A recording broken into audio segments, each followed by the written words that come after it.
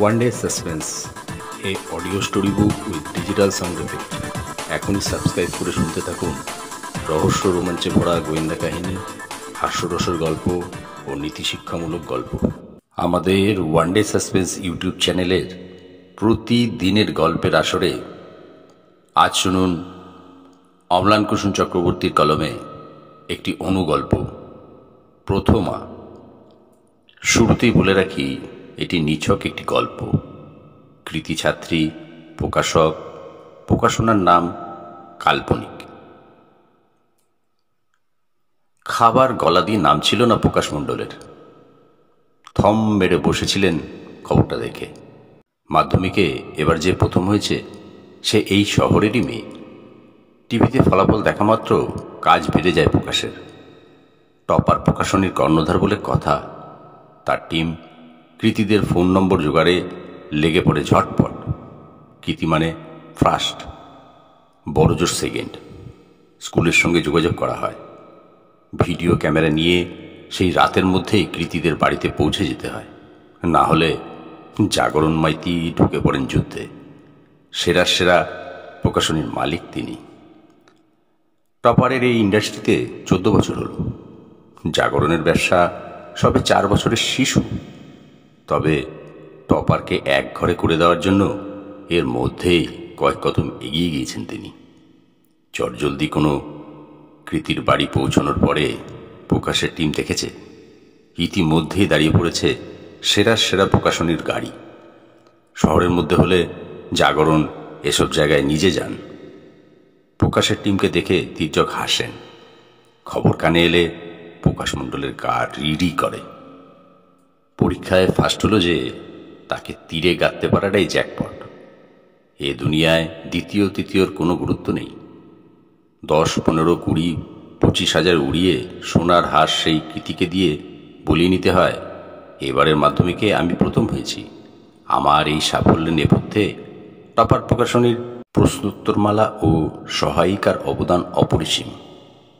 প্রকাশের আগে জাগরণের টিম ঢুকে গেলে ফার্স্ট গার্ল কিংবা ফার্স্ট বয়ের মুখ থেকে টপারের বদলে সেরা সেরা বেরিয়ে যাবে। বাকি খাঁচা পুরো এক। বাজারে এই কথাগুলো প্রবাদ হয়ে গিয়েছে। এর জন্ম দিয়েছে প্রকাশ মণ্ডলী।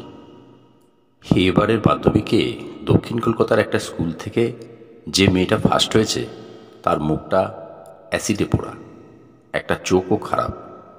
টিভিতে দেখাচ্ছিল, প্রশংসার বন্যা বইছিল। মনোবিদরা চ্যানেলে চ্যানেলে বলে বেড়াচ্ছিলেন এই অসম্ভব জেদকে কুর্নিশ। একজন এক কাঠি এগিয়ে বলে দিয়েছিলেন, তুমি এ যুগেরই দুর্গা। এই মুখ দেখে ভয় করছিল প্রকাশ মণ্ডলের। কত মাধ্যমিক এলো গেল, এমন হয়নি কখনো। প্রকাশের তেমন কিছু মনে পড়ে না, অন্তত তার ব্যবসাকালে। অ্যাসিস্ট্যান্ট ফোন করে বলল, দেখেছেন স্যার? প্রকাশের গলা দিয়ে খাবার নাম ছিল না। গলার কাছে পাথরের টুকরোর মতো আটকে ছিল long grain basmati rice. Assistant ফের জিজ্ঞাসা করল, যাবো তো স্যার? প্রকাশ দুবার মৃদু হুঁ বলে মিনমিন করে জুড়ে দিলেন, আমাকেও পিক আপ করে নিও। টপার না পৌঁছলে কি জাগরণের দল তুলে নেবে মেয়েটাকে? এটা কোনোভাবেই হতে দেওয়া যায় না। পৌঁছালেন প্রকাশ দলবল ও ক্যামেরা সহ। টালিগঞ্জ ট্রাম ডিপোর পিছনে একটা অন্ধ বদ্ধ গলির শেষে মেয়েটার বাড়ি।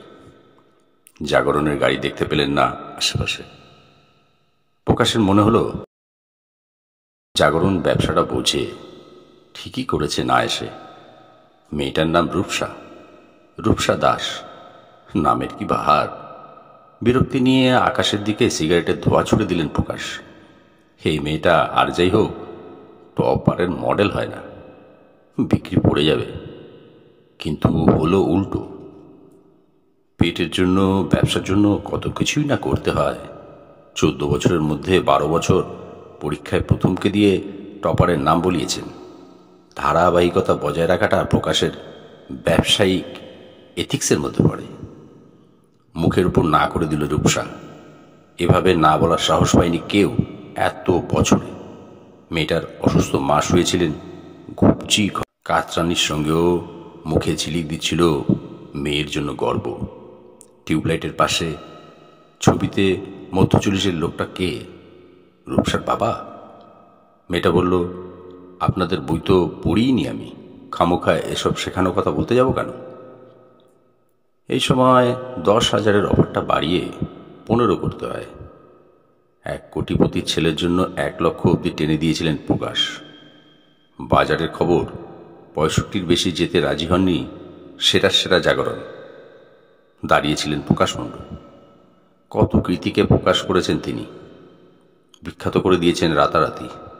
অ্যাসিডের দাগ মাখা বিকৃত মুখের মেয়েটা বলল, আমার সহায়িকা আমি নিজেই, আমি যুদ্ধ করে বাঁচি প্রতিদিন, আপনারা আসুন প্লিজ। সামনে আয়না থাকলে প্রকাশ মণ্ডল দেখতে পেতেন তার গালের চামড়া কুঁচকে যাচ্ছে ক্রমশ, বিকৃত হয়ে যাচ্ছে মুখ। দরাদরির করার ইচ্ছাটাকেই গলা টিপে মেরে দিল রূপসা। বলল, কি হলো? আর কিছু না বলার থাকলে অনুগ্রহ করে বেরিয়ে যান। ও হাত জোর করেছিল। ওর মায়ের সারা শরীর থেকে ঠিকরে পড়ছিল জ্যোৎস্না, না ফ্লাড লাইট। এবারে মেয়েদের জয় জয়কার। পরীক্ষায় দ্বিতীয় যে হয়েছে সেও মেয়ে, বারাসাতে বাড়ি, রূপসার থেকে মাত্র 2 নম্বর কম। অসাধারণ সুন্দরী টিভিতে দেখাচ্ছিল। গালের চামড়া আরও কুঁচকে যাচ্ছিল প্রকাশের, খড়খড়ে। বিদ্যুতের মতো বুদ্ধি খেলে গেল হঠাৎ। নিজেরই নিজেকে আদর করতে পিঠ চাপড়ে দিতে ইচ্ছে হচ্ছিল। দ্বিতীয়াকে বলবেন, স্কুটিনির জন্য অ্যাপ্লাই করে ফেলো, সম্ভব হলে আজই, এখনই। ফার্স্ট তোমাকে হতেই হবে। এই রইল 25,000 অ্যাডভান্স। শ্যুটটা আজই করে নিতে চাই, কেমন? প্রথম হয়েছি বলতে হবে, কিন্তু কিছু জ্যাক কাজে লাগাতে হবে উপর মহলে। এত বছর তো হলো ইন্ডাস্ট্রিতে, ঠিক জায়গায় ঠিক দাম ফেলতে পারলে কেনা যায় না এমন কিছু নেই। বিশ্বাস করেন প্রকাশ, একবার চেষ্টা করে দেখতে ক্ষতি কি? প্রকাশ জানেন বাজারে সেকেন্ড আর থার্ডের কোনো জায়গা নেই। বারাসত, রাত 9:30। দ্বিতীয়ার বাড়ির রাস্তার মুখ বন্ধ করে দাঁড়িয়েছিল জাগরণের গাড়ি। সিভিক ভলেন্টিয়ার লেখা জামা পরে গাড়ির পাশে ঘুরঘুর করছিল 3টে লোক, মুখে প্রশান্তি। ওরা কি পাহারাদার? গল্পটা শুনে ভালো লাগলে নির্দ্বিধায় লাইক, কমেন্ট এবং শেয়ার করুন। একটা লাইক তো আশা করতেই পারি। আপনার মূল্যবান মতামত জানাতে ভুলবেন না। প্রতিদিন নিয়মিত নতুন নতুন গল্প শুনতে আমাদের ইউটিউব চ্যানেল সাবস্ক্রাইব করুন। নমস্কার।